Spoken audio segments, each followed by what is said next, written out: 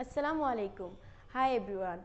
I am Toma. Welcome to our 3 minutes English spoken class. Today our lesson is 100 phrases every beginner must know. Let's get started. New. New এর অর্থ নতুন। কোনো কিছু বোঝাতে আমরা new শব্দটি ব্যবহার করি। যেমন I need gate a new job. অর্থ হলো আমার একটি নতুন চাকরি প্রয়োজন। শর্ট।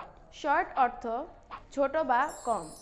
আমরা কোনো কিছু ছোট কিংবা কম বোঝাতে শর্ট শব্দটি ব্যবহার করি। আমরা কম সময়ের ক্ষেত্রে ও শর্ট শব্দটি ব্যবহার করতে পারি। যেমন I am going to travel abode for a short period of time. অর্থ হলো আমি কম সময়ের জন্য ভ্রমণে যাচ্ছি। ব্যাড। ব্যাড অর্থ খারাপ। কোনো কিছু ভালো নয় মানে সেটি খারাপ, তাহলে ব্যাড শব্দটি ব্যবহার করি। যেমন bad food will give you bad feeling on your stomach. অর্থ হলো খারাপ খাবার তোমাকে বাজে অনুভব করবে। ইম্পর্ট্যান্ট। ইম্পর্ট্যান্ট অর্থ গুরুত্বপূর্ণ। কোনো কিছু জরুরি, খুব প্রয়োজন, তখন আমরা ইম্পর্ট্যান্ট শব্দটি ব্যবহার করি।